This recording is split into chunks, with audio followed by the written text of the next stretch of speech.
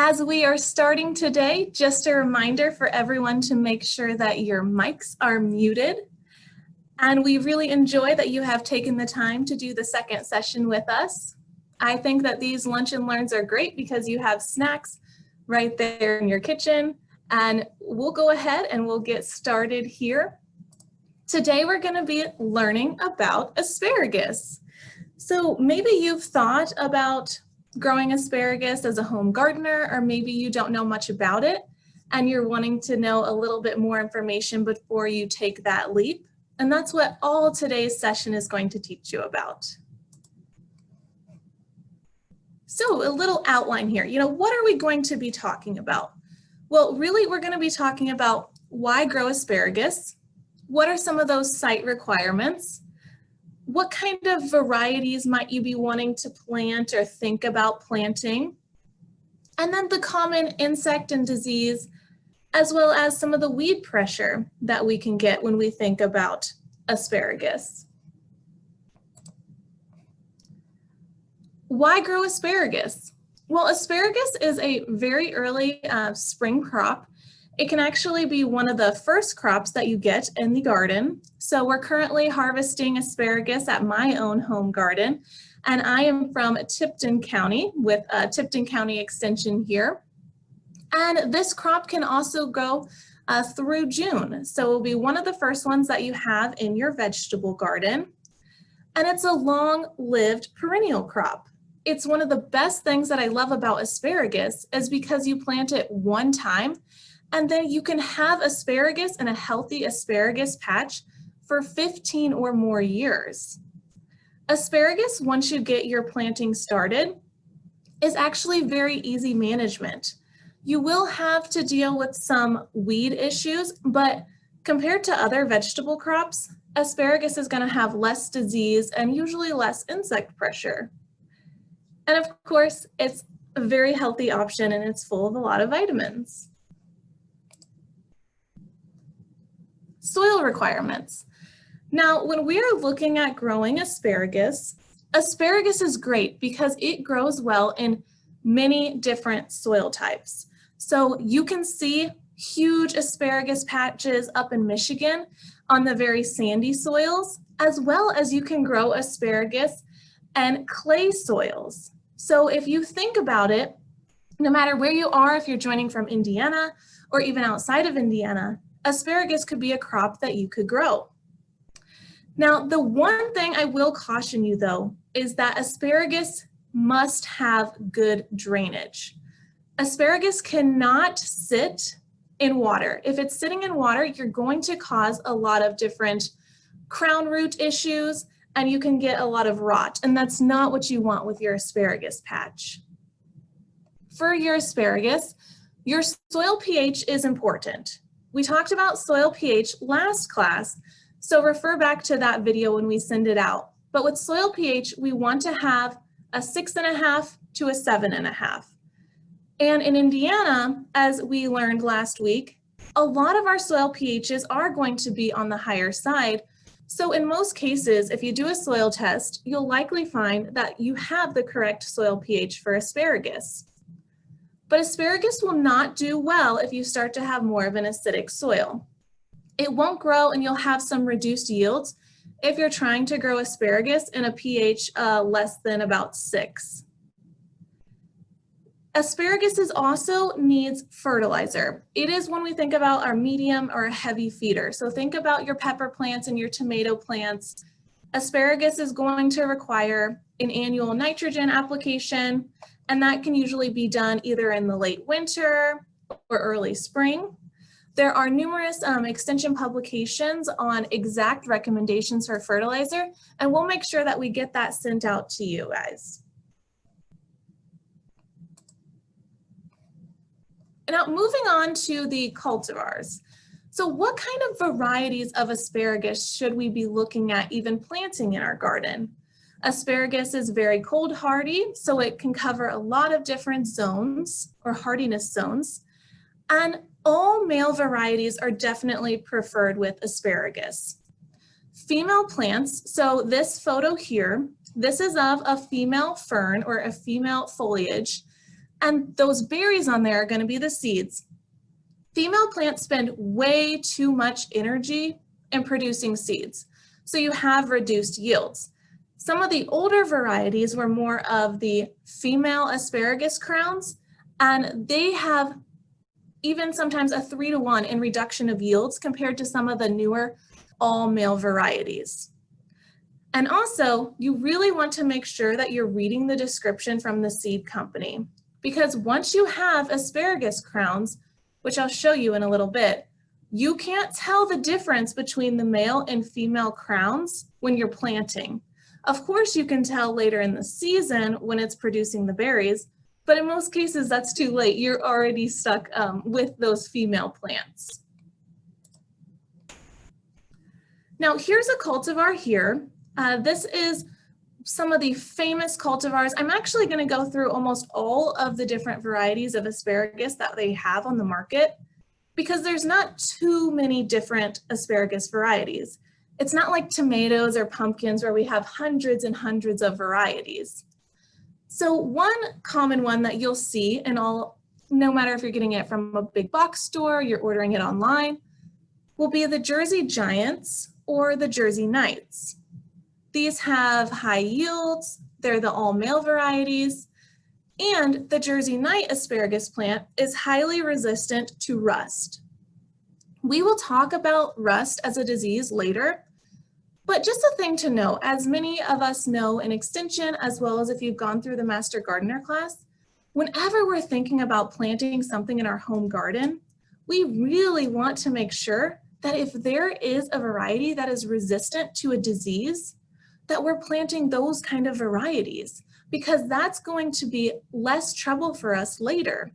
If we're planting highly resistant varieties, we won't have to use as many inputs in our garden, such as some of the fungicides. Now, the Millennium variety, it's going to be the newest variety of asparagus that there currently is. And I say newest, but many varieties of asparagus aren't coming out very often. It has a high yield, and it also has some resistance to the rust disease that asparagus spears can see. Now, Purple Passion is a purple speared asparagus, and it does turn green when it's cooked. It has a higher sugar content in most cases than the traditional green spears. And what I mean by higher sugar content is not that this plant now has a bunch of sugar in it that you have to worry about, but it's that the vascular bundles inside of the Purple Passion has less lignin, and that can make the spears less stringy. So if you think of when you're biting into the green spears, sometimes it'll be stringy at the end, and Purple Passion is kind of known for having less of that stringy or that lignin in those spears. When you're looking at some of the descriptions, you might see some of the older varieties. So Mary Washington or Martha Washington, really any of the Washington varieties, those are going to have the male and female crowns. And so remember, the females are going to have much lower yields. So these will be some of your lower yielding cultivars. They can still make great asparagus patches, and you can still enjoy these in your garden, but I just wanted you to be aware of the fact that some of these won't produce as well. And please remember that if you do have any questions, we'll answer those at the end, but also to put those in the chat box as we're moving along. Now, when we look at planting will be our next step. We just determined where we were going to put this in our garden. We now have looked at the different varieties, and now we're ready to plant. Right now actually is a good time to plant asparagus in Indiana. So we can plant throughout Indiana from early April to late May, and we really just want to make sure that those soil temperatures are at least 50 degrees. It's no benefit to anyone if you're planting asparagus crowns in really cold and wet environments. It's not going to have the asparagus come up any quicker, and you can actually just be promoting some disease. When you think about planting in your garden, it is going to be best if you plant on either the west or north side of the garden. This is going to prevent shading out of your other plants. So think about that. The ferns and the foliage gets really tall. And as well as it's going to allow more wind movement to get into those areas, and it's going to reduce some disease pressure. Asparagus is also a full sun option. It is full sun, so we need about 6 to 8 hours in our garden. And we did have one question in the chat asking if Purple Passion is susceptible to rust. The Purple Passion varieties that I was seeing online as I was going through numerous publications, it didn't say anything about being resistant to rust, but rust, as we will talk about when we get to the disease section, is not very, very common with asparagus, especially if you're using these rules where you're planting on the west and north side and you're really making sure that your rows are further far apart. So yeah, here we have, when we're planting, we buy 1-year-old, healthy, disease-free crowns. And the 1-year-old crowns are going to be so much easier than starting asparagus from seed. And a lot of times we don't really recommend starting asparagus from seed because it'll take so much longer for you to get an established planting. Now this photo here, this is what a crown looks like. And a crown is actually the compressed stem, and then it has the attached root system. So all of these long strings here are going to be the root system. And each one of these crowns can produce about a ½ pound of spears per year. When you do get your crowns in and they come in the mail, what you're going to want to do is you're going to want to take a knife and actually cut into one of these roots. And you want to make sure that it's nice and white. You don't want to have any black or brown discoloration on those crowns themselves.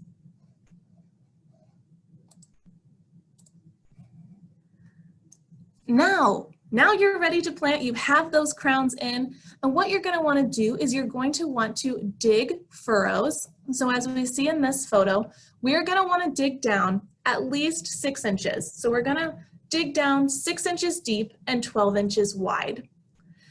That is going to be how deep we're wanting to plant, is at least 6 inches.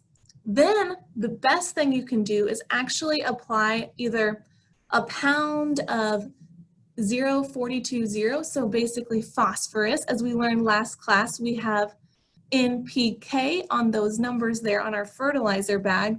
So we're wanting to make sure that we're applying some kind of phosphorus at the bottom of that trench, or at the bottom of that furrow. And we'll mix it in just a little bit. Then we'll take our crowns, and this photo shows you well. You want to make sure that you're expanding out that root system. And then those crowns will be planted about 1.5 feet apart in the row. 6 inches deep, 12-inch wide furrow, and then we place them in the row, and we're going to plant the crowns about 1.5 feet apart. If you are going to plant more than one row of asparagus, from the center to the other center of your rows, you want to have about 5 feet apart. Now, I know that sounds kind of extreme on the spacing, but the thought there is that you're allowing for more vigorous foliage as that comes up after the summer, after you've done your last harvest, and it promotes rapid drying. So rapid drying of that foliage is really going to prevent disease. And then we are not going to harvest during the planting year.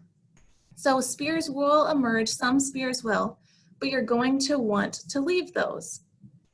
Now, I do see a question about, can asparagus be planted in raised beds? Yes, asparagus can be planted in raised beds as long as you're able to at least plant it 6 inches deep. That's the biggest thing, is just making sure you get those crowns deep. You don't want really shallow crowns because of course they'll start to settle and move up over time. So that's what we're trying to prevent.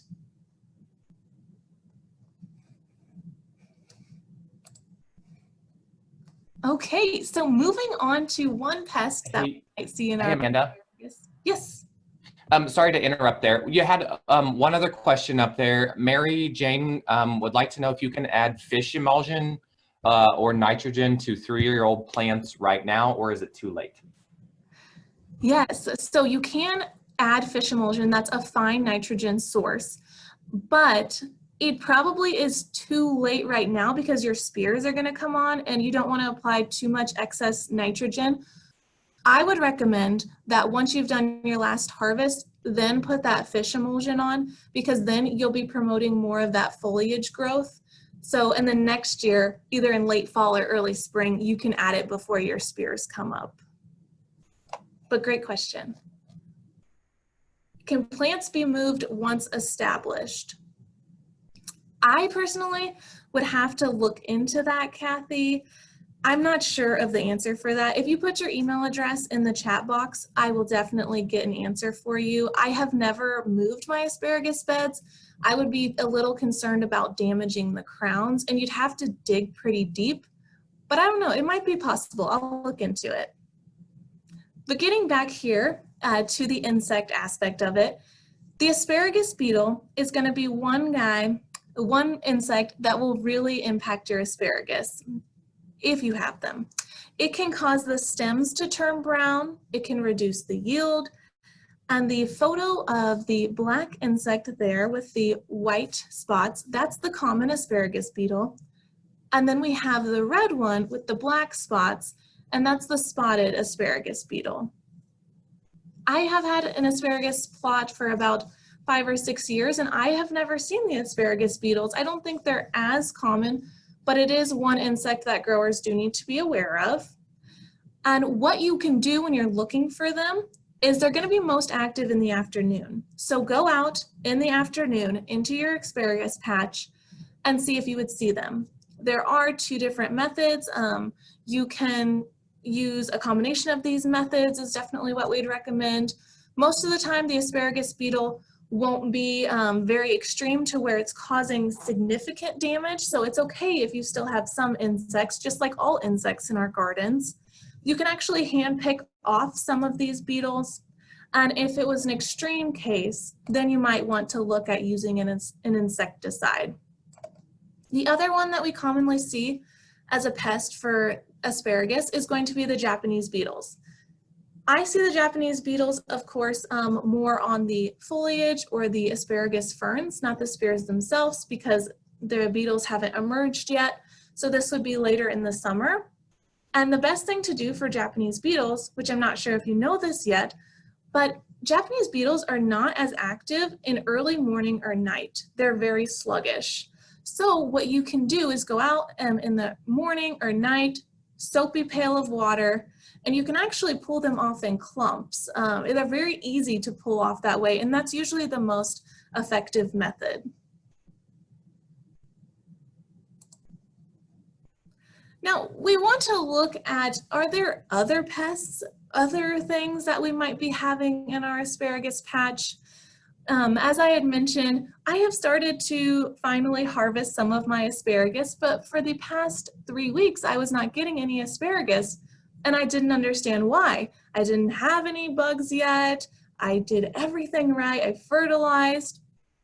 And then we realized very quickly, my husband and I, that our biggest pest for our asparagus patch is our 65-pound dog, our German short-haired pointer here, Maple.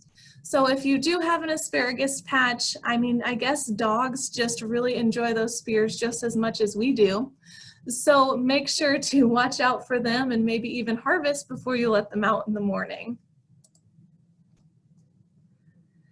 Moving forward to those diseases. So we talked about them a little bit, but there are 2 common diseases with asparagus that we know of.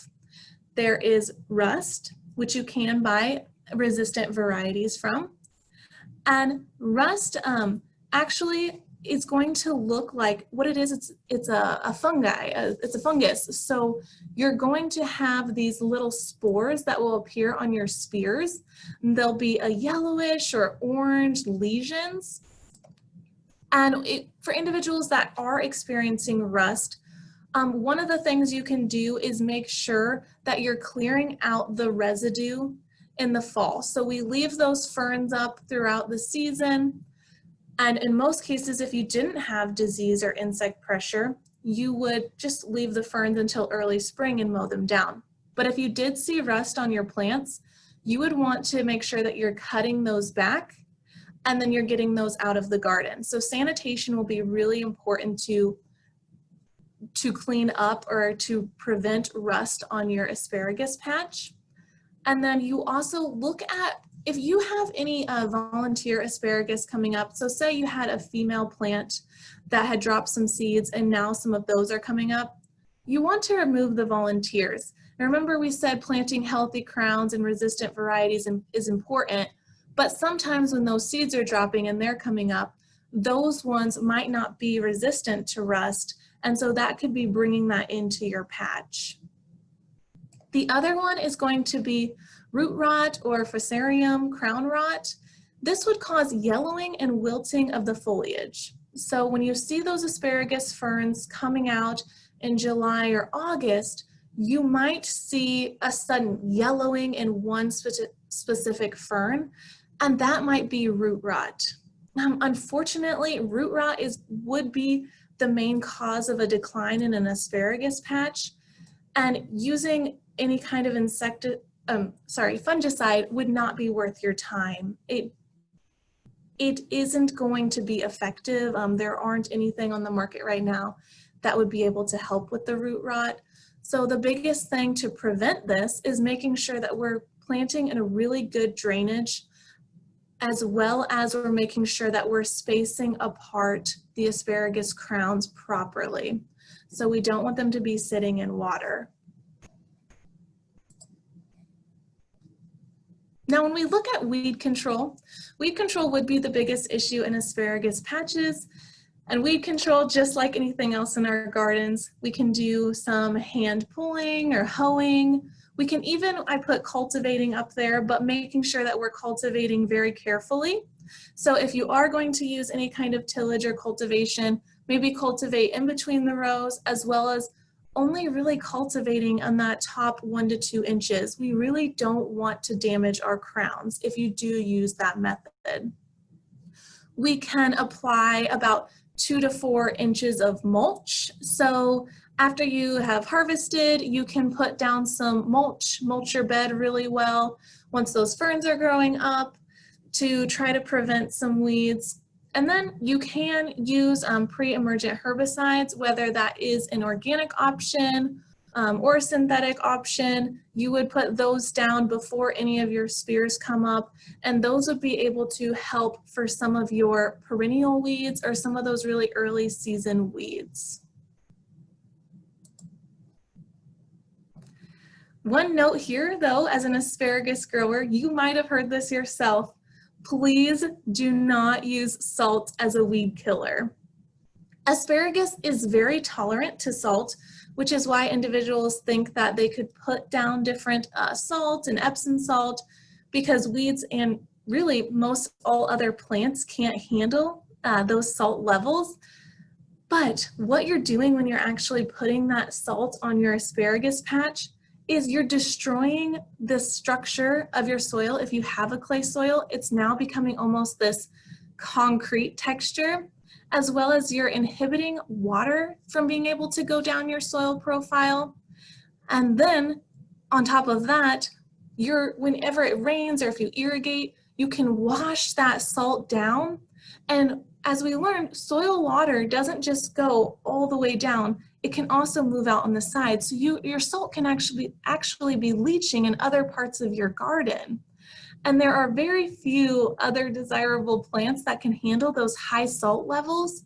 So if you were wanting to plant something later and you don't want your asparagus patch anymore, you could just be leaving behind a very salty environment.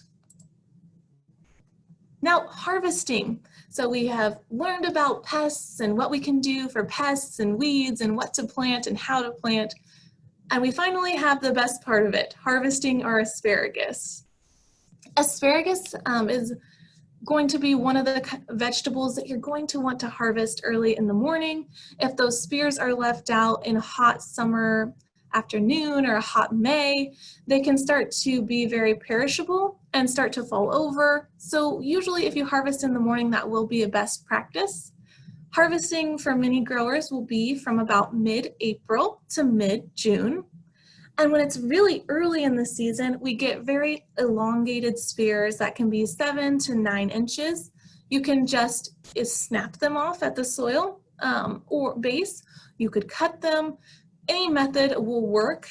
And when you're getting a little bit later in the season, so as we hit the end of May to early June, you'll start to notice that your asparagus spears are about 5 to 7 inches. And if you let them start to grow up any past that, they'll do where they start to fern out or where they start to have their foliage growing. And that's not necessarily a part you want to eat. When you think about if you just planted, so we don't harvest in our planting year, but after the first year after planting, we can have a 3-week window for harvesting. So that's a pretty good start. And then the second year after planting is when you can get anywhere from 4 to 6 weeks. And then really that third year is where we start to say that you have an established bed, and that's when you get the full-on season of harvesting. And when we think about when to stop harvesting, so I have a pencil here, maybe you can see it in the camera. If you get spears, this is a pretty small, if you get spears that are about this size, so pencil in diameter, that's usually when we stop harvesting. As you start to have your bed and you get your established bed, and as you get more experience growing, it's really obvious on when your bed is going to, when you should really stop harvesting. And once you stop harvesting, so we keep using that term, what about the asparagus ferns or the foliage, interchangeable words there. What do you do with those? So once you stop harvesting, more spears will come up and they will turn into the photo here that you see, these ferns. And you're gonna wanna keep those. We want to keep them while they're still green, and they're so, so important for next year's crop. That is actually a lot of the food source in those crowns so that you can have good spears next season. So we want to keep them while they're still green. If you did not have a lot of disease pressure or insect pressure, you can actually leave those over winter, and then you could remove them by cutting or mowing in the springtime before the new spears would appear. However, if you did have a heavy infestation of disease or insects, that's when you would want to look at cutting that back in the fall and getting that out of your garden. So being a good sanitation practice there. And that's all I have for you. I think we stayed on time this session, so that's great. Please remember to fill out the evaluation survey that will be sent by email. And if you have any questions, please put those into the chat box now and we can discuss those. Thanks, Amanda. I have a couple of questions here in the chat box. So Gail Jacobs would like to know, she says she has she had asparagus in a raised bed for about 10 years, but a couple of years ago, she added 6 inches of soil to the bed. Last year, the harvest was sparse, and this year, she hasn't seen any come up. Has she killed the plants? They were a Washington variety. Okay, they were a Washington variety, and you added additional 6 inches on top of those crowns, which were probably already buried.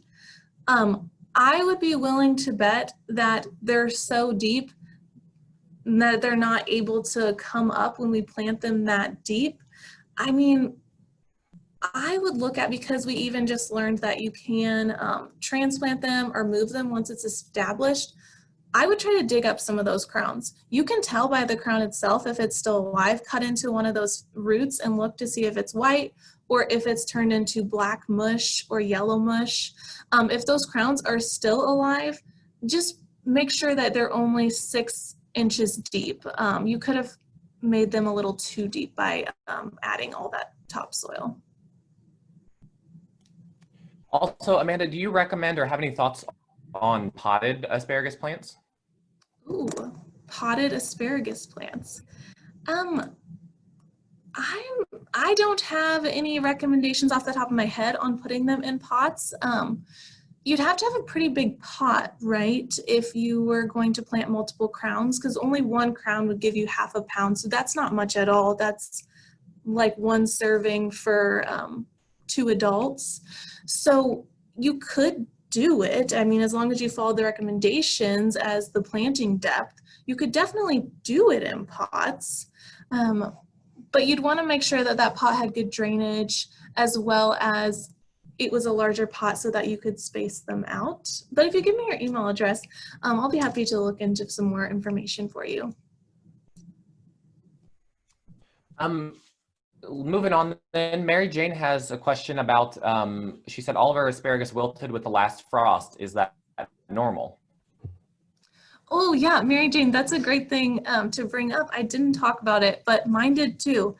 I didn't go out there soon enough to harvest them, and they didn't grow up far enough to even be harvested. They all wilted with the frost. Just leave those ones that had wilted, and then the other spears will start to come up as your harvest continues. So yeah, that frost really did hurt our asparagus patches. Do you have any, Brenda wants to know, does it hurt the crowns to have hard, or to have winter wind all year round? So the winter wind all year. Yeah, I see that question there.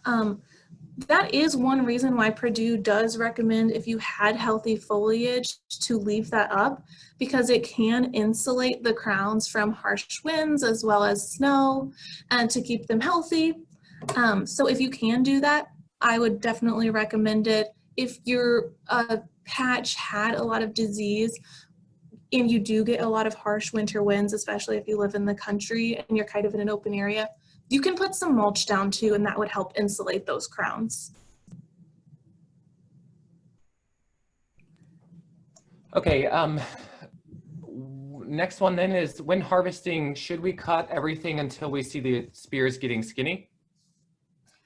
Yeah, that's a great question. So you do want to cut all of it until you're ready to have those spears that are about the pencil diameter. So you would go in with your last harvest, you just cut everything. Even if you have 1 or 2 spears that are this size, you would still want to go in, cut everything, and then, you know, if it's mid-June or when your patch isn't performing anymore or harvest is over, that's when you would let them all grow up, and then you wouldn't harvest those. Perfect. Rita, I think she's asking about getting rid of weeds in the bed. I think Amanda talked about this already, but you can definitely do it by hand. Just being careful if you did use some sort of machine or hand tool out there, not to get your spears. And then there's also a couple of different sprays that you can use as well. Amanda, do you have any other thoughts on that at all? Unfortunately, weeding the asparagus bed, that's the worst part of having a great asparagus bed. But yeah, just hoeing out the weeds. If you did apply cultivation, don't just top 1 to 2 inches. Mulching, so after you've done your last harvest, you could even go in and apply some mulch to try to prevent those weeds as that foliage is growing up. You could apply other mulch even in the early springtime. You know, if you did want to go into using a pre-emergent, whether that's an organic option or a synthetic option, you can apply those in the spring too before the spears come up to try to reduce down some of the weed pressure. Perfect. We're going to hit 2 questions here at once. Do you know if deer like to eat asparagus? And then what is a good source of crowns? Okay, so I would say that I have deer on my property that have eaten my asparagus. So if that's an issue, you could look at some fencing, but it'd have to be pretty large fencing, or some other tactics that we could do there to prevent deer.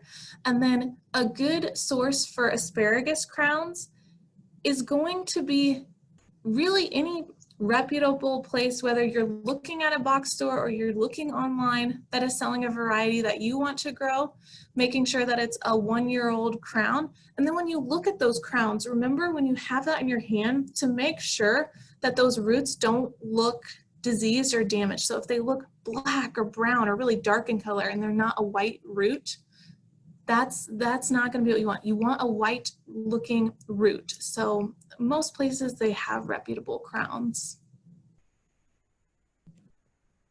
Perfect. Moving on then. The questions keep rolling in. Kurt Campbell would like to know, he has a problem with his spears having a large diameter and not as many shoots as he would like to have. Is this a problem? Okay, well, my follow-up question to that would be, how old is your asparagus patch? I know that as patches do grow on, sometimes that they can get the term woody, where the spears are so large in diameter. And also, if you know the varieties you planted, at least at my patch, in my asparagus patch, I've noticed that with some of the older varieties that have the male and female. So I have a follow-up question for you, Kurt. Perfect. Deb would like to know, what's the recommended distance between rows with raised beds? Well, I will look into it specifically if you're doing the raised beds, but I think it would still follow the same principle where you'd need to have the 5-foot center to center. So where you planted those last center, you would still need 5 feet from the next one. So if you're doing more than one row in a raised bed, it'd have to be a pretty big raised bed if you're wanting to do multiple crowns in the same, like if you're wanting to have 2 rows in a raised bed, it would have to be a large raised bed, a very wide one.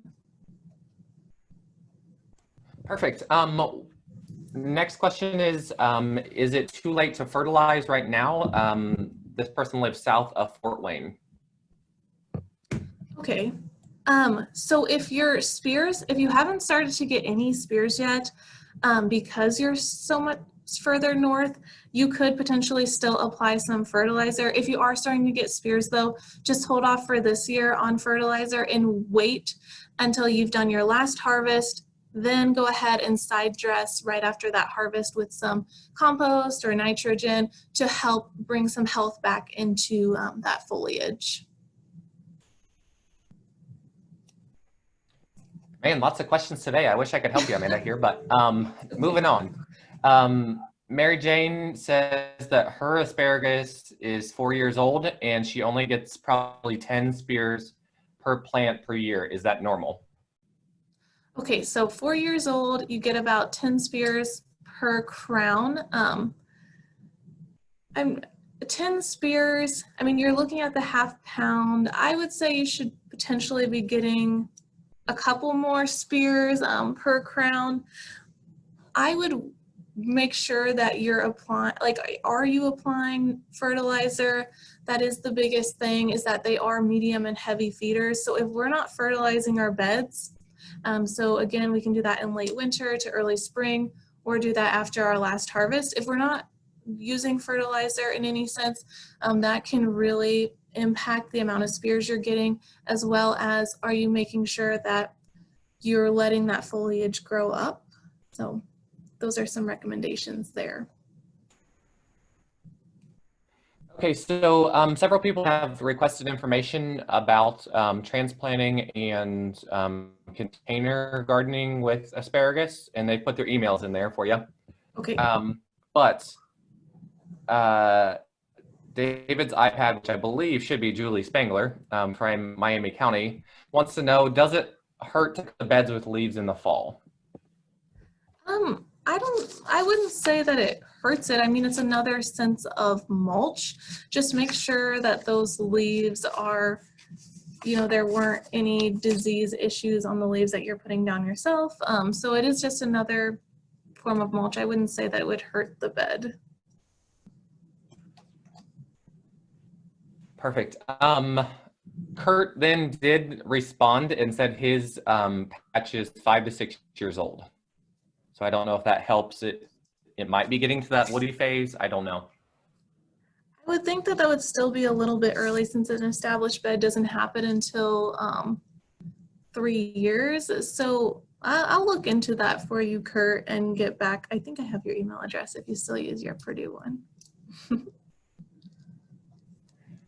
Okay, Krista Poland says that she received her asparagus crowns and they appear to have quite a bit of mold on them. I've read that it doesn't harm the crown, but I haven't found much about that. Do you have any input on this? So I think that what happens, And I just happen to know where Krista got hers from. So when we get in our crowns, or even this happened to my strawberries, I have the bad habit, maybe you did this too, Krista, or maybe you didn't, and I'm just speaking for myself, of leaving it kind of in the plastic wrap that it comes in and then not planting them right away. And so sometimes mold can actually build up because, you know, the grower has put some water in there and then it's just accumulating in that plastic. I did see the crowns that you sent some photos of.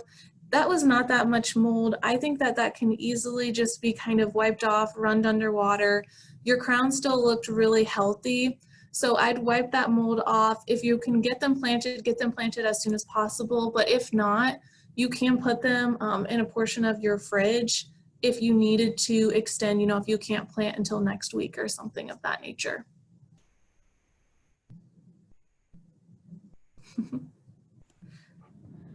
So I think that answers all the questions for right now. There's a couple of people that have put their emails in there. Okay. Oh, one just came in. Someone said that they have seeds, but that seems not to be the best option. Question on seeds. Okay, yeah, so we get that a lot about, should you use asparagus seeds? I mean, the biggest thing with the seeds is that they take, caring for the small seedlings can be really time consuming. And, you know, you have to like make sure that you're spacing the seeds apart right. So what you would do with seeds, the seeds are only going to be spaced a few inches apart, but then as the crowns develop, those would have to be dug and then transplanted the right way, because if you're growing them from seeds, you know you're going to put that seed in 1 to 2 inches of soil to where you know that your crowns now need to be planted at 6 inches. So you have to wait till that grows up, then you have to dig it up, and then you have to retransplant those into your big furrows that you have made. So really, that's why we just always usually recommend the crowns for home gardeners. But if you have the time and you have the care for them, you can still do them by seed. It's just a little bit harder. Great. Well, I think that wraps up the questions. Amanda, I just want to thank you for an awesome talk today. You are an awesome member of the team and sure know a lot about asparagus. So just a reminder, everybody, to fill out that post survey, and we will see you back here again next Friday for another Lunch and Learn. Yes, and thank you to those individuals that have the questions. I have the chat open, and we'll leave this session open so that I can get those all written down, and I will send you out emails. Thanks for joining us.